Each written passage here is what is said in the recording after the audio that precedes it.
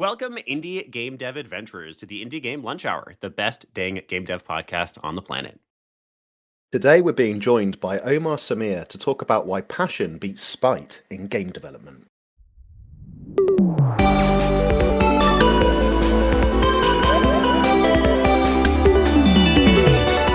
The Indie Game Lunch Hour. If you don't dance along with that podcast intro, you are a sociopath. Welcome to our live magical podcast where we give listeners the chance to hear real stories of real game development from real indie developers, as well as directly ask them questions about their areas of expertise in the second half of each episode. This is an unedited recording of a weekly event we host in the Indie Game Academy Discord on Wednesdays at 12 p.m. Eastern Time, so feel free to swing by for the next one and ask your questions live. There are links to join down below. Your hosts, Willem Delventhal, the headmaster of IGA, and the Wizard of Games.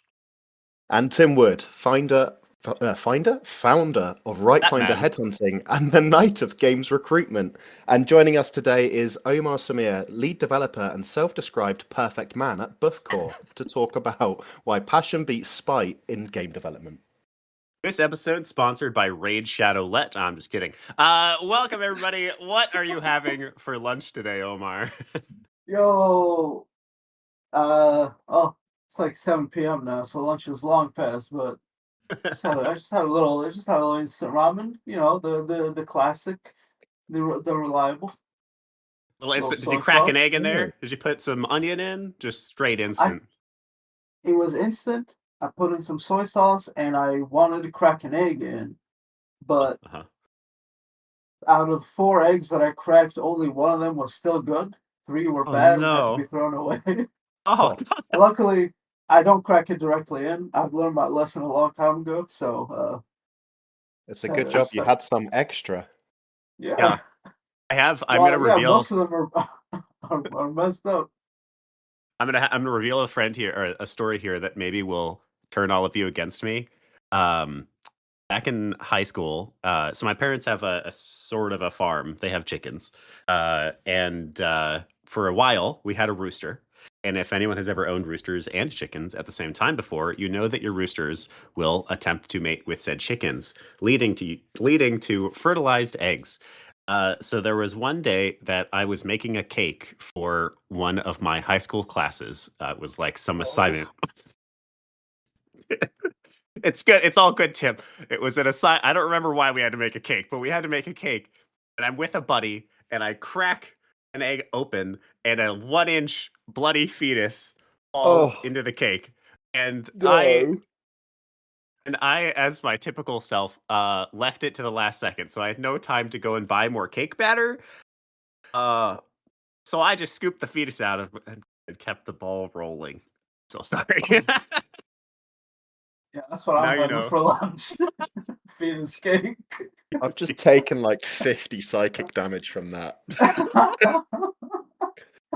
My head. Oh, sorry, everyone. Anyway, I've already sidetracked us. Welcome to the show, Omar. That's perfect. Yeah. I'm sure you can tell. Absolutely, you can tell this is a very serious, special, important podcast about making video games.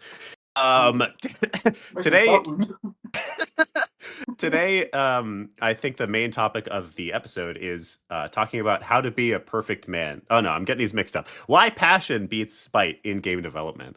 There's a lot of overlap there. Yeah, it's almost the same thing. Before we jump into the episode, as always, we like to start the podcast with the origin story. So, Omar, would you please tell us where you are in games today and how you got there? Right now, I'm just sort of bouncing between contracts, just trying to find something more stable. But it all started around like 2017. I graduated from high school one day, and like 2 or 3 days later, I picked up Unreal Engine and started just hit the ground running. And I had a bunch of friends who'd been using the engine for years and years and years, and they just kind of tossed me in the deep end. And I sort of joined a bunch of game jams, joined a bunch of projects, and hit the ground running. Best way to learn is by just doing. Mm-hmm. And then shortly after that, I took a sort of a level design gig at Vector Digital, working on a little asymmetrical horror game called Hide or Die. And from there, I transitioned to a community manager role at Vector Ooh. Digital. Yeah, and I did that until the game launched in 2019, and that was a whole disaster. Man. That we were set up. We were set up, dude. We were jumped. We were not ready for the asymmetrical horror community. Hmm. So we were eaten alive, and we sunset the game in 2019. Brought it back in 2020. Sunset it again in 2020. Wait, when did you launch? When was first launch? We launched it we launched on August 1st of 2019, and it was a So big launch. it got Go. sunset less than a year. Yes. Oh man. In Oh fact, wow. it was such a travesty because if you still go to this day, you can like Steam has archives of the top releases of each month or each year. If you go to the top releases of Steam of August of 2019, Hide or Die is at the very top. It will be the first game you see if you pull it up right now. We had such a big launch. We had such a big Kickstarter. We like sextupled our Kickstarter goal and whatever. And we had such a strong launch, and we sunset it a few months after release. Wow. Oh. And we brought it back again. Brought it back in 2020. It was really good. I'm gonna be honest. It was a lot of fun. But people just laughed. People just it was just the asymmetrical horror community. They're a little high maintenance. God bless their souls. We love you. Thank you for buying our games. Please We continue. love you and thank you for buying our games. All right.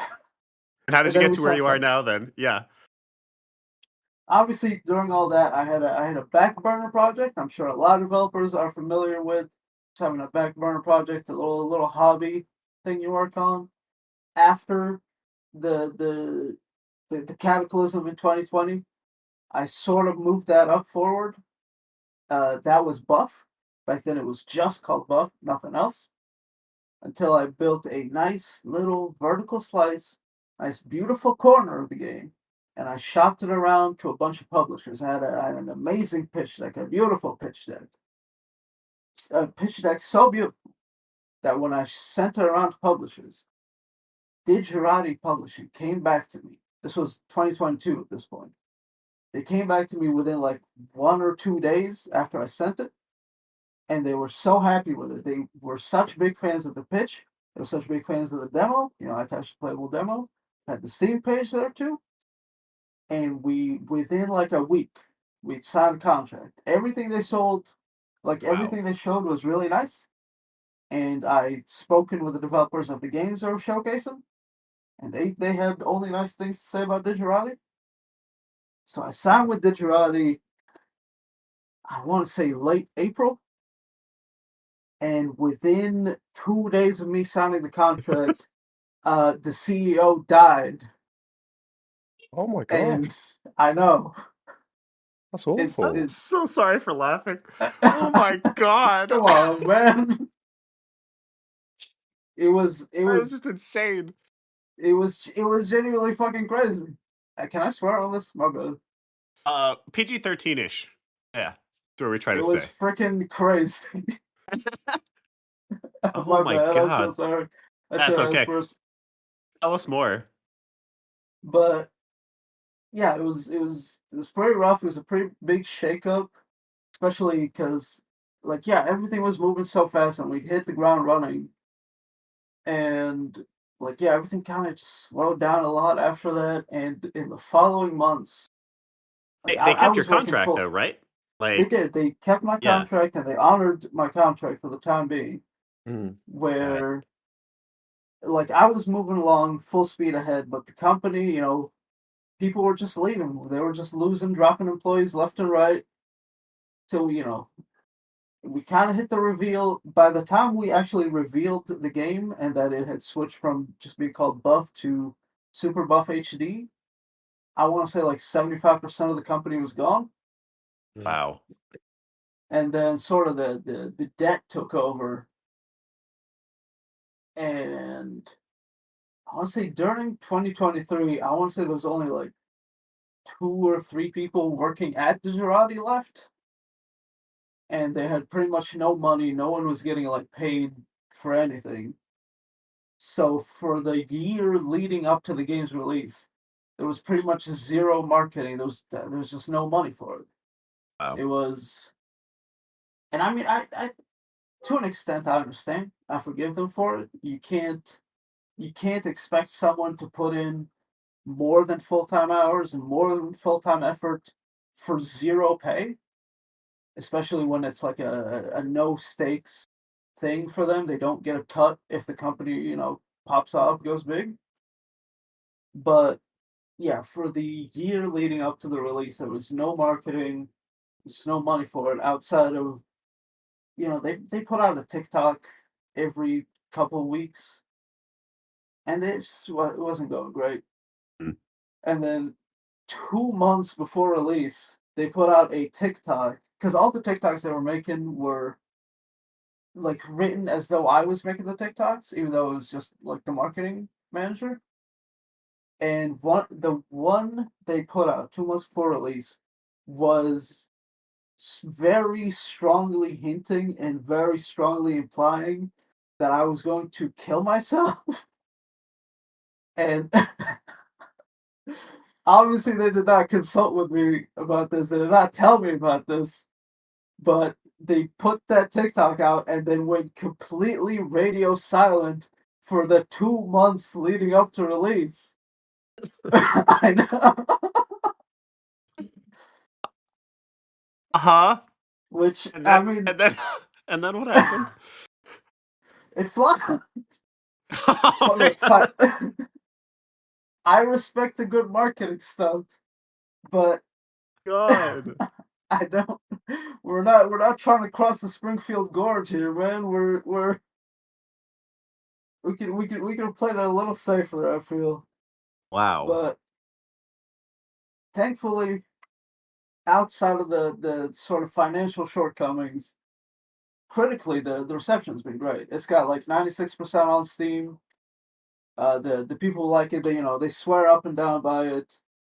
It's been submitted to every GDQ since release, and it just now got accepted for AGDQ 2027. I mean 2026. I'm not. Wow. AGDQ 2026. And Kotaku put the game on their list of the top 10 boomer shooters of all time, which that's got to be something. I don't think that's officially an award, but that might as well be an award to me, That is an absolutely wild story. I got to play. So we had our first 24-hour stream. We've done two 24-hour streams for the sake of the Indie Game Foundry Kickstarters. We have our last one coming up, by the way. I'll shamelessly plug that real quick. If you want Willem to play your game live, please feel free to submit right here. But I got to play Super Buff HD on the last stream, and it's a genuinely really fun, goofy boomer shooter. It feels a little like I keep forgetting the name of this. The game made by some of the South Park devs. I'm talking about. The Stick of Truth? Oh, know? The fractured, I don't know. butthole? Butthole. It is not that. It's fine. It feels like it's got a really wonderful. Thank you, Christy, as well. It feels like it's got a really wonderful sort of satirical level of humor. So I think what is phenomenal about Super Buff HD is the fact that you still managed to get it out there and build a pretty reputable game, or a pretty like solid game, a fun game, while under these absolutely bonkers conditions. Dude, I wish that was even the half of it, but it's not enough time. We're already like 20 minutes in. Very regular. Wow. I think what's really fun about this, why I'm happy to have this on the show, is because this is a story that you don't hear very often. I think the majority of people who come on the show are either publisher-less, or they've had a publisher and they're one of the bigger names. The game has actually done at least reasonably well. And so having the sort of publisher horror stories that we all hear about, I think it's good. I'm like happy to have you here, Omar. I'm sorry you went through that pain, but thank you for going through it so we can hear about it and ask you questions about it. Hey, it's at least it's a good story. At least it makes for a good story. Absolutely a good Yeah, story. a wild set of circumstances with them going majorly off script. With I mean, is how I'd possibly quantify that. I understand because the script was like rapidly going nowhere. Unfortunately, there's Mm, only so little you can do. There's only so much you can do with zero money, and I mean, their situation. They have to put in full-time hours for zero pay. Hmm. They're probably, just sort of dragged down by other commitments, but yeah, Hmm. but So it did yeah, they just did still not work pay? out. Was this was it were you owed amount of money for the game's release? Like, were you getting paid during this time period, or were you also doing this for nothing? I was supposed to be getting paid sort of like monthly amounts mm, leading up to the game's release, and then they would get 100% of the money during the recuperation period, and Okay. then it would be like a profit split. And so you okay. did get paid that initial amount. They honored that agreement. I, it's, we don't talk about that. We don't worry about that. Okay. That's just Fair enough. absolutely wild. Yeah, I've heard before. I think I've brought it up on the show. I think one of the most horrendous horror stories, as far as publisher deals I've ever heard, was from a guy who actually works in board games. And he somehow, I think he basically like sold the rights to his name in the publishing deal. I'm not exactly Ooh, sure how that winds up happening. But one way or another, he lost the rights to his own name. I think maybe he was publishing under his name, and that's maybe what happened. And he just sort of didn't really realize it or something.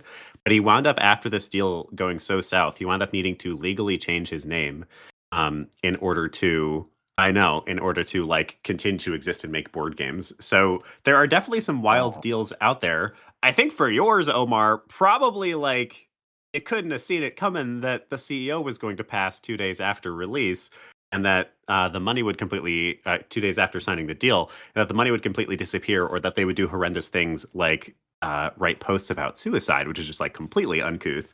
Um, Yeah. wild, wild experience. It's amazing that Mm, you're even here right now talking with us, Omar. Congratulations. thank you. Well, yeah. What, Omar? Throughout all this period, because of course you've been working for yourself for a number of years now. During some pretty tense times in the industry, I think it's fair to say. Mhm. What's it's a kind of little dry. what's kept you kind of throwing those punches with game dev and making these titles and working your craft? When you dig deep, what is it you're digging into? I'm gonna be honest. I'm gonna sound like a complete sucker when I say this. I just love video games, man. It is the only industry where I can just work 16, 18 hours a day and not break a sweat, not feel like it. Like everything else is kind of everything else is kind of oppressive. It's kind of you're just feeling every second pass, except for game development, except for when I'm knee deep in the game, working on it, trying to make something that's fun for people out there to play and enjoy. That's I can just work for days on end, just 20 hours a day sometimes, and not even feel it.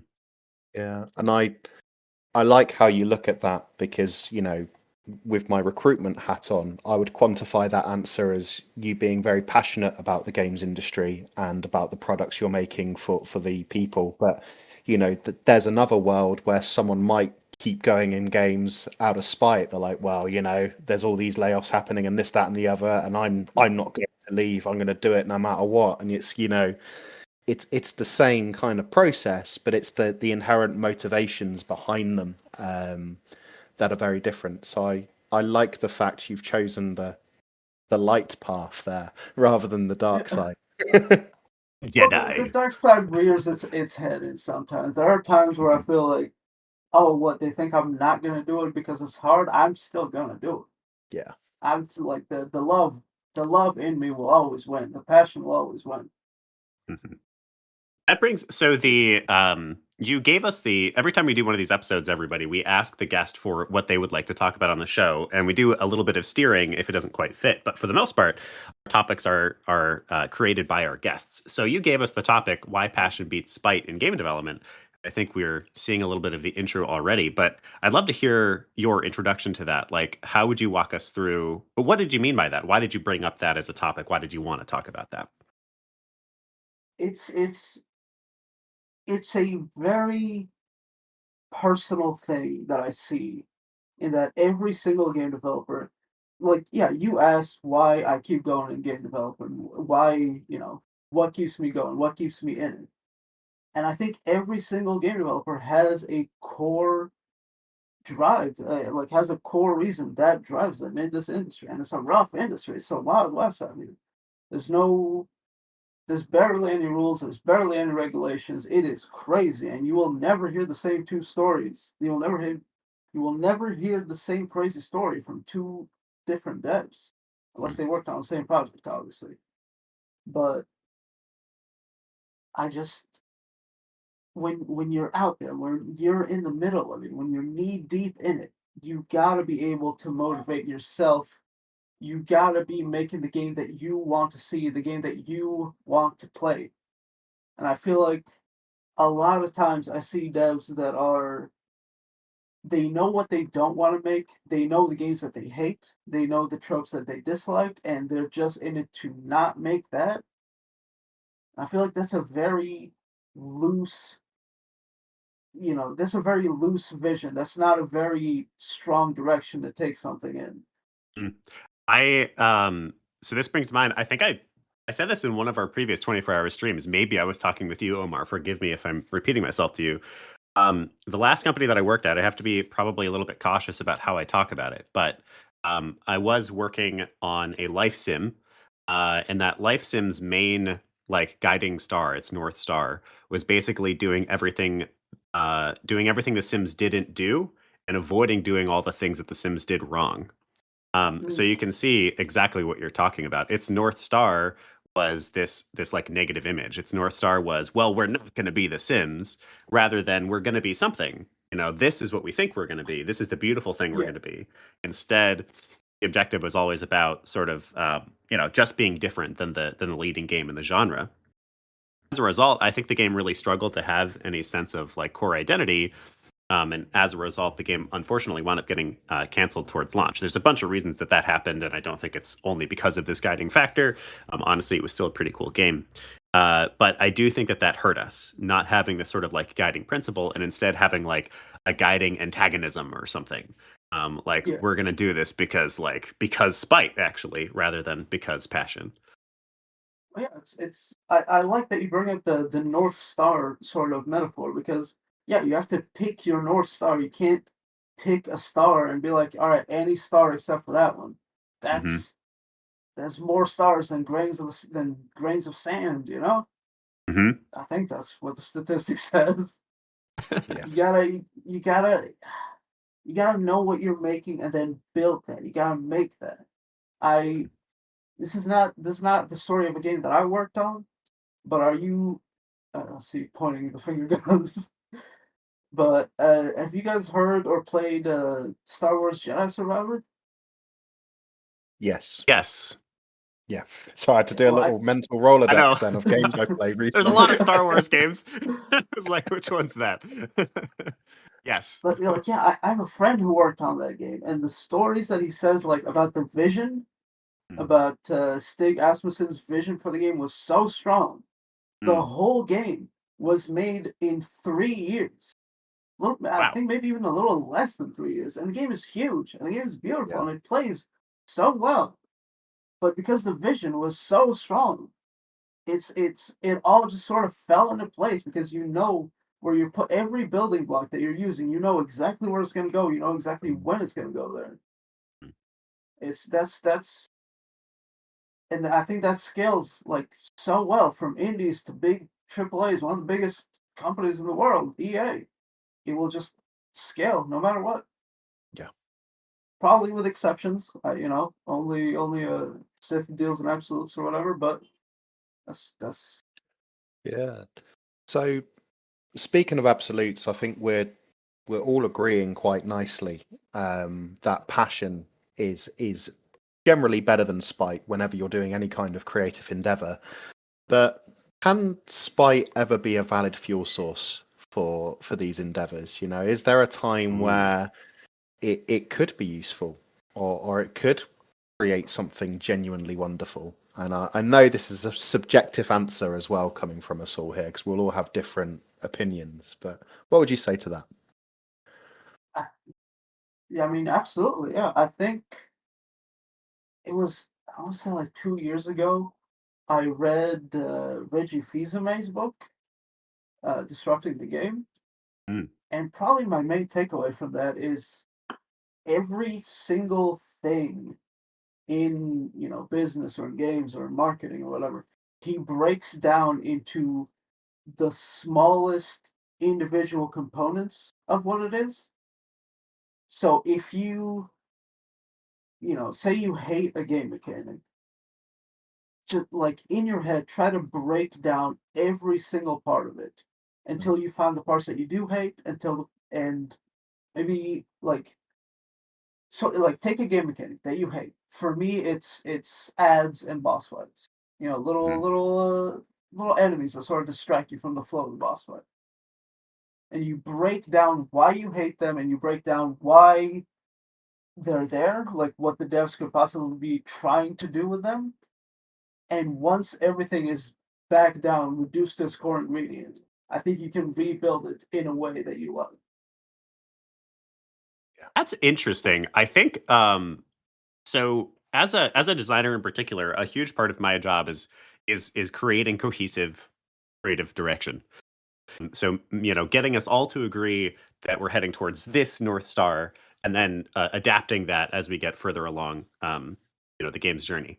And I think it's a really interesting question that you pose, actually, Tim. Can a game be good that's based on spite? I think a game can be good that's based on just about any human emotion as long as it makes that decision and sticks to it. Yeah. There are games out there. The first one that comes to mind, actually, this is from a while ago now, but there was a game called That Dragon Cancer. You guys know what that is? No. Yes. Yeah, it is horrifying and like painful and beautiful. It's a game made by a father who lost his newborn child to cancer.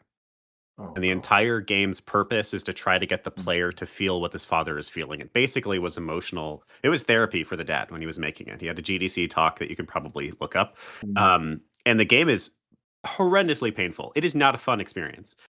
It was not based on passion, although I guess you could call it passion actually, probably. It was instead based on pain, though. It was a game about Mm. expressing and building towards pain. And the game is beautiful as a result. It's not something that somebody would pick up on a Tuesday afternoon when they need to chill. But for those who decide that they want to experience this pain, they absolutely are getting that out of the game. So I would argue that you can make a game based off of any emotion, which could be spite, but that the passion for that emotion needs to be there.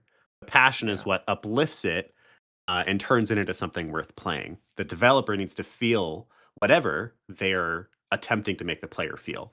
I think I would Yeah. postulate. You two take away from that.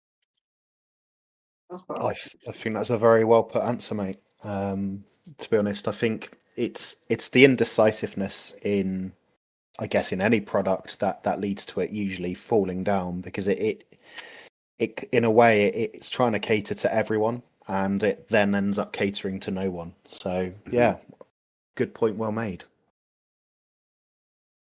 Amazing. Yeah. Tim, I know you've prepared about 1.5 million questions for us. You have another to take us down? I've burned through some of my spicy ones. So with Superbuff HD, how much of the game's success do you feel came from your kind of creative problem solving and the passion within your team versus kind of external pressures pushing you to that strong place in development? Hmm. I mean, this may be not a very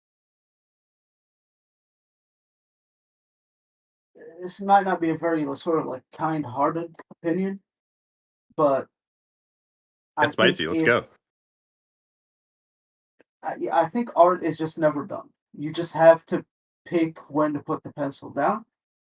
At some point, you have to just force yourself to be like, all right, it's done. Pencils down. Hand in your answers. And that's never very confident. That's never very easy. But the external stimuli, when you gotta when there's 1,000 fires under you, that's a very strong motivator to not only get it out the door, but to break down everything. Oh, I gotta do this. I gotta do that. I gotta make this many things in this amount of time. And it's important for games to be art. It's important for Mm, to express an emotion. It's important for games to express and represent the people that are making said game. yeah. But at some point, the people making said game have to eat, and their families have to eat, and they have to pay rent. So at some point, it has to be made. It has to come out. It has to meet some expectations. It can't be. You can't just send the players, the repository, the project files, and be like, hey, look at everything I've made. You got to put it in a Mm, package. You got to give it to people. And the external motivation, the the the sort of publisher horror stories and sort of real life economics, real world economics, they are the greatest motivator, yeah. unfortunately. It brings to mind there's a quote that I think was originally uttered about poetry, but has been applied to like every single craft that there is. Games are never finished, only abandoned. It's a Mm, weird feeling because that's absolutely the truth. I Um, think Confucius every said that. game, yeah, probably right. I think it was Plato. Um, just Oh, about every just about every game I've ever worked on uh, never really was finished. It just at some point somebody said we're not going to support this anymore, and some of them still exist as downloads, but the majority of them have just disappeared into the ether, which is a bizarre aspect of working in digital art or digital media. well, I'm really feeling the effects of that these days. I mean, last year I've been sort of mostly surviving off writing contracts, mm, and this year that's sort of been drying up. Trying to put together portfolios and a nice resume or whatever. I'm like, all right, well, this game got shut down. This game got sunset, and Yeah. it's hard to show. Hey, oh, here's a real world example of stuff that I've written that you can go out and play because it just doesn't yeah. exist anymore. You got to find like the wiki page. You got to find YouTube Mhm. videos of it.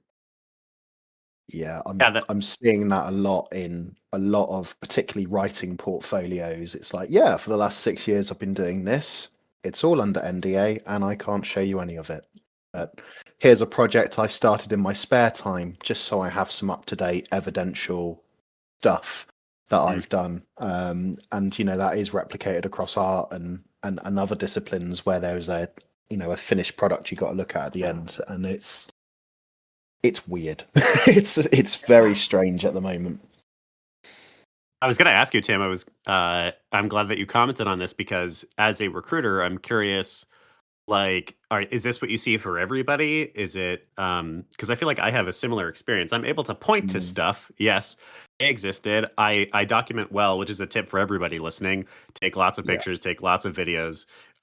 Anything that the company releases publicly, you are allowed to showcase. So if you find yeah, videos, if you find pictures, and for the most part, if your game gets canceled, especially if you go and ask and make sure it's okay, you can still show some of the work that you contributed. Um, yeah, like make sure you are documenting because this is a reality of this medium, not even of the industry. It's just like how digital art goes. It's going to disappear at some point. yeah, So make sure you have copies, videos, and anything else that you can put together to make sure you don't lose these games and you can always point back to them. But I'm curious for you, yeah. Tim, like, is that something that you're seeing on a regular basis? I feel the same way. Like my last two Mm, professional projects, I finally just actually like in 3 days, I'm launching a game for reals. But it's getting launched to the meta marketplace, which I don't know, they could shut down like next year. So, what yeah. happens? What happens for recruitment right now? So it can go a couple of ways. Sometimes people have permission to share what they've worked on if a game's been cancelled, and that's totally fine. It might be on their portfolio or something like that.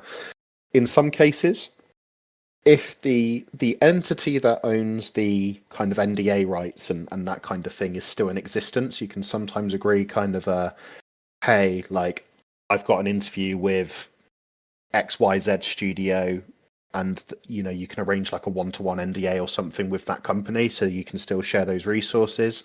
It is not something that I would ever condone, but I have heard stories of people just doing an outright screen share in an interview to be like, hey, here's some bits and bobs that I've done.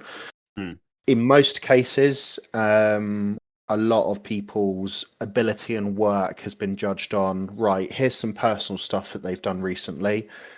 We know they were working on this type of game at this level, or a sequel to this game, or working in this kind of genre, and a studio will put them through the interview process and take a chance on them, or they might issue something like a test. So you're going to see more reliance on tests and things like that. Studios are, well, they've always done this, but I've noticed increasingly, more reliance on things like referrals as well. So if someone already at the studio is like, hey, Tim Wood's a great person for this, then that carries a lot of weight, certainly if portfolios are quite light.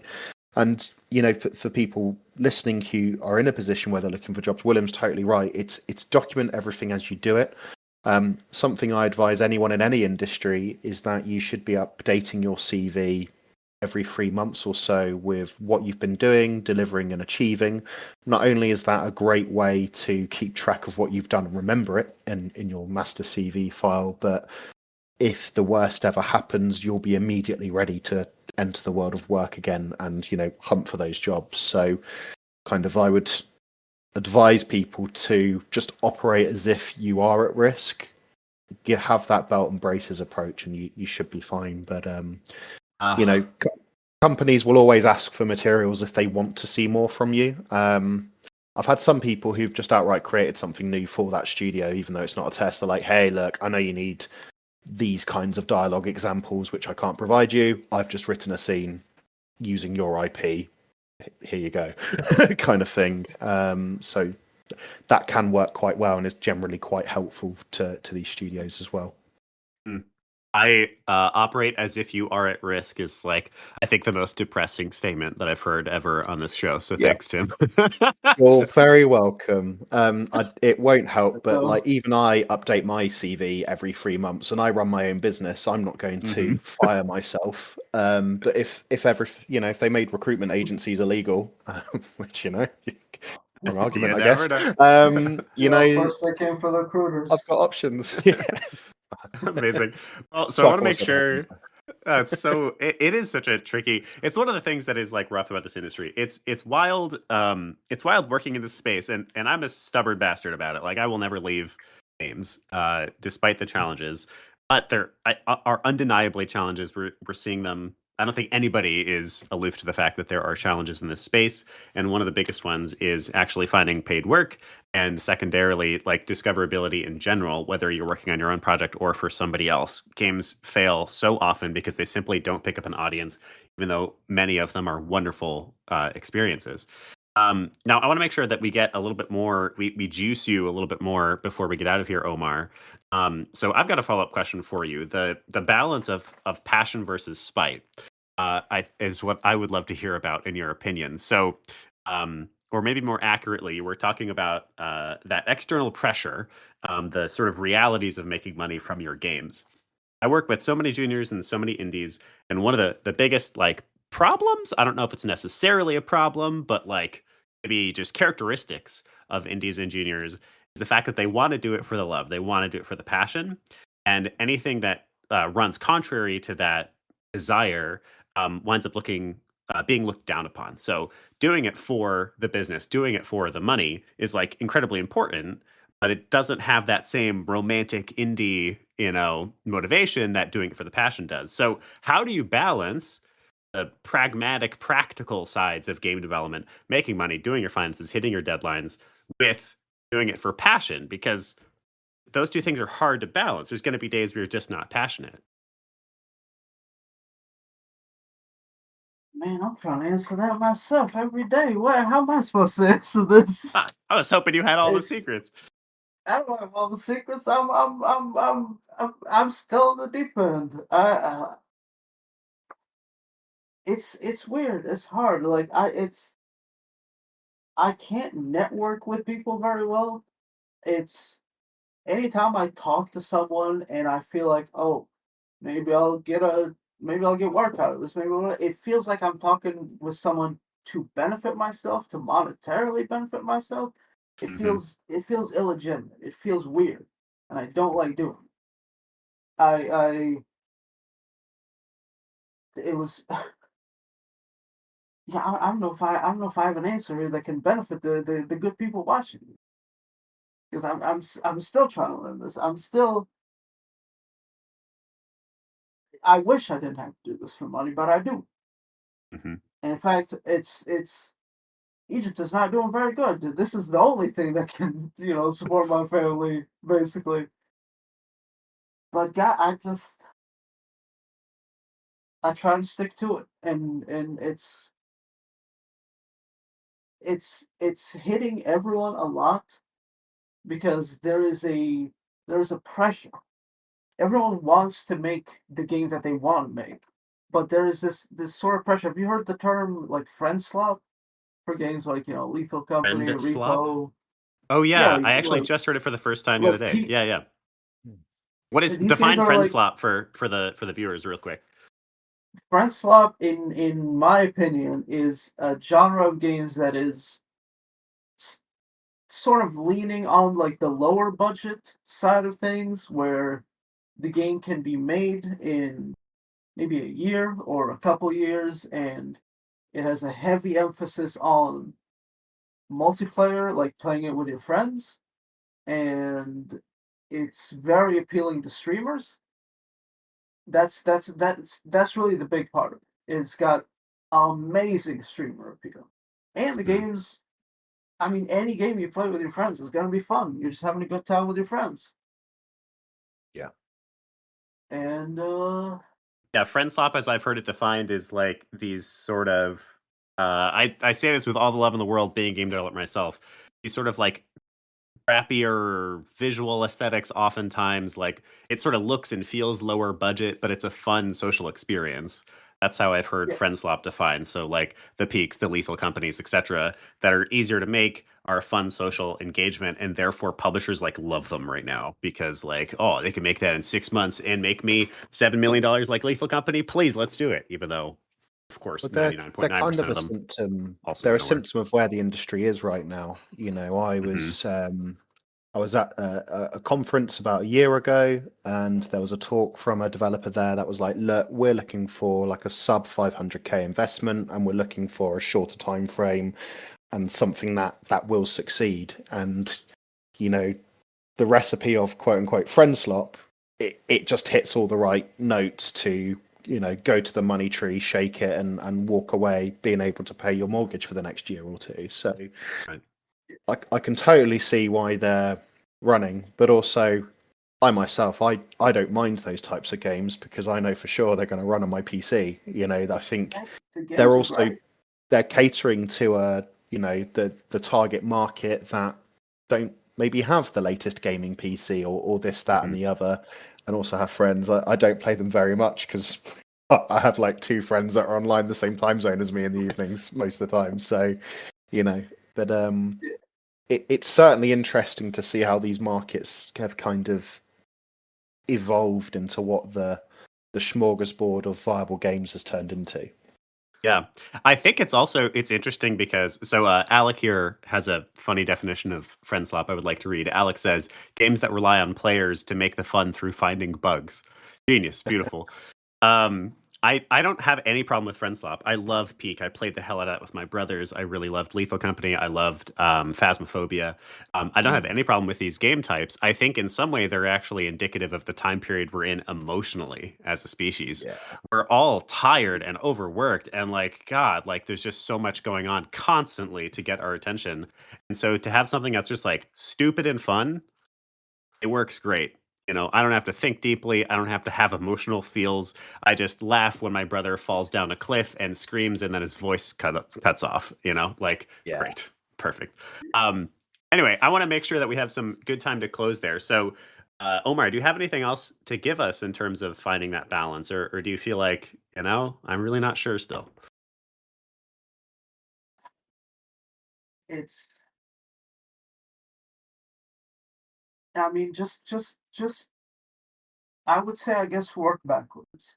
That's what I've been trying to do. Is think of a game that would be appealing to streamers, or the game that would be appealing to a lot of people, Mhm. and yeah, like I said earlier, break down what you might dislike about that game or why you might not want to make that type of game, and then work backwards until you can be making a game that you want to make, a game that you like, a game that you're passionate about, but will still appeal to streamers, will still appeal to that will look like, very, very, very attractive to just normal, regular people that don't, that you can just grab people with a GIF. Mhm. Yeah. If that makes sense. That streamability. It is. I think it's a bit of an impossible balance. Because it's funny, you're like, man, I don't know. I'm still trying to figure that out. I'm still trying to figure that out too. I don't think any of us quite have it down. Maybe like aggro crab, they seem to have it down. I don't know. Maybe I'm wrong. I think a large part. I think it's really easy to look at games that succeed and be like, all right, now I have the formula figured out. But always remember your survivorship bias. For every one game that succeeds, there Yes. are 1,000 of them of the same or comparable quality that did not succeed. And there are definitely like tangible reasons that games don't succeed, but in large part, it's sort of luck of the draw, and it's one of the reasons that we believe in releasing games quickly and getting them done and getting them out there. Um, I dropped a meme on LinkedIn recently of the bell curve of like how like the front and the end are the beginner and the genius, and the middle is the intermediate who's like a tryhard. I feel like I'm on the other end of the bell curve where I don't believe in as many of the like the the the the pragmatic stuff, the practical stuff. I think it's important to know that your audience exists. I think it's important to prove there are real people who want your game. I think it's important to test concepts and see that there's enthusiasm and excitement outside of your team. But I also think that at the end of the day, all of that matters a lot less than your team being pumped to make this game. I Yeah. think if your team is just pumped, is excited about making a game, they're going to put in more hours. They're going to make more creative art. They're going to have a fun, stupid time when they put out social media posts. That energy is infectious. And I think do your homework, do your finances, test out your games, and then find one that both seems promising, and then more importantly, that your team is just like, hell yes, I want to make this. That's my opinion. I don't know if I'm right, but it feels like I'm right. What do you Yeah. guys think? He's right. I think anytime you're excited to do something creatively, it people are going to be able to kind of taste that in the product. I think about it when I'm working with studios recruiting for them. If I'm pumped about the game and I'm really excited about it, and the hiring managers are, when I talk to candidates, they're like, "Wow, like this sounds dope. I can't wait." And that's kind of why I work with the clients I do. I don't work with studios that I'm not interested in because I can't sell them authentically. When I'm writing, it's because I want to write a story or a piece that I am invested in and excited to do. And Omar, I'm sure you're the same with your own kind of personal creative pursuits as well. It's. I mean, it kind of relates to the. I don't know. I don't think I can mention any of the stuff we were talking about, you and me, last year, but yeah, Yeah, that we'll kind of we'll tripped keep me it up anonymous because of sometimes. NDAs, but yeah. That kind of subconsciously, I knew I wasn't a perfect fit, and that, to me, like, that was the only time in my life that I got writer's block. Mm, I Pretty much every single other time that I've had a job to do or a writing contract or anything, I did that sort of, break everything down to its most basic level, and I just made it work. mm, I sort of changed the parameters. I worked within my limits to do work that I loved, that I was very passionate about. it was a big part of that last year where I kind of subconsciously knew that I was not the perfect fit for this, Yeah. and it was like a writing test for 2 weeks, and it was the hardest 2 weeks of my life, and I could not sleep. Yeah. I broke my sleep. I was just like up for days at a time. I was not able to sleep physically, Whew. and I Yeah. got it out. I wasn't proud of it, and I think they could tell. I think they could tell in the final result. Mm.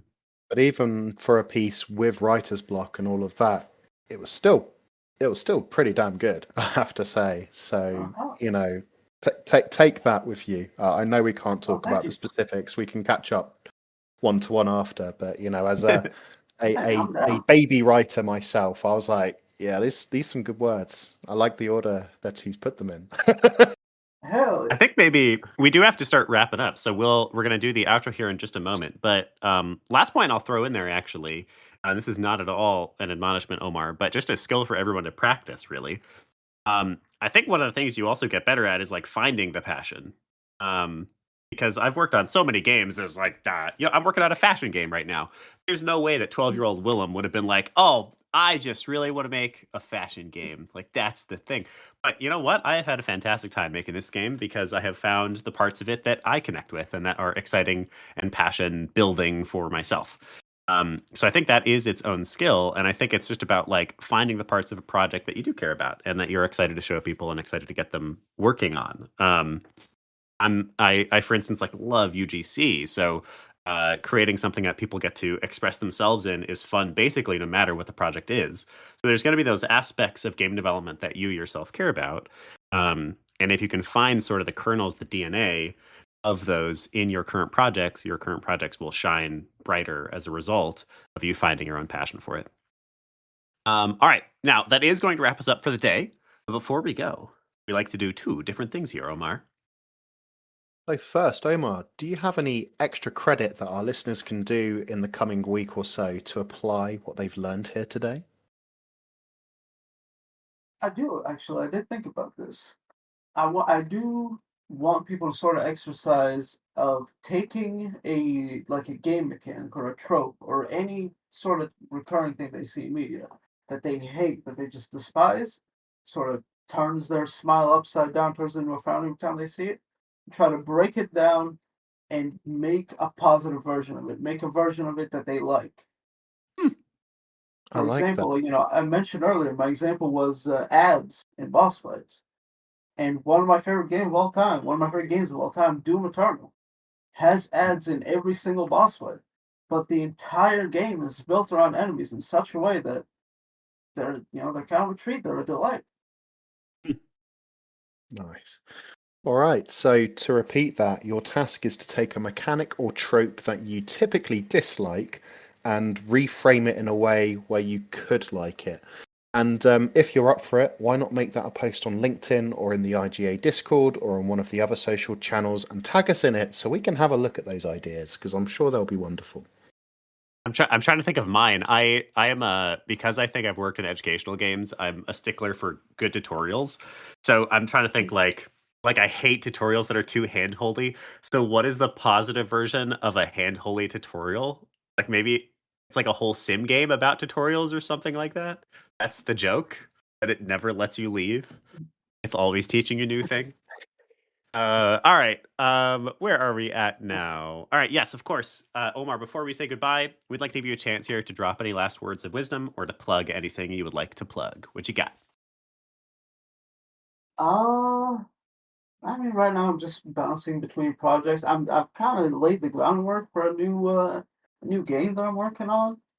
It's not quite ready to announce yet. Doesn't have a Steam page. Doesn't have like a dedicated any social media accounts. But keep an eye on the socials. I will usually be at iDreadman on most things.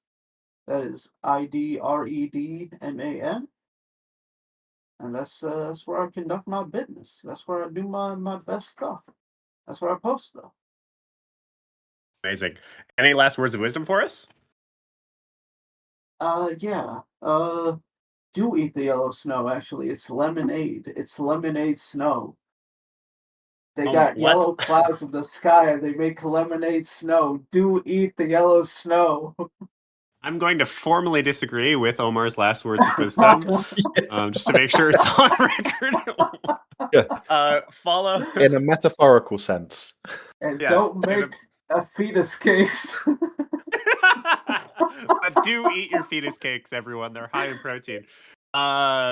Let's see. So you can check out Omar. We'll drop some links down below. He is at IDread, man, M-A-N, the perfect man, as I have come to understand it. And of course, check out Super Buff HD. Consider giving it a purchase. It's under $10. I think that's going to do it. Tim, do we have anything else? No, just thank you so much, Omar, for having lunch with us today, and for you all at home or at work for listening. Absolutely. Thank you all so much for having me. Yeah, thank you, Omar. We are here every single Wednesday at 12 p.m. Eastern Time, so come and join us for the next one. There are links to join the Discord down below. And I hope everybody has a wonderful day. Goodbye. Woo. Game over. Bye, everyone.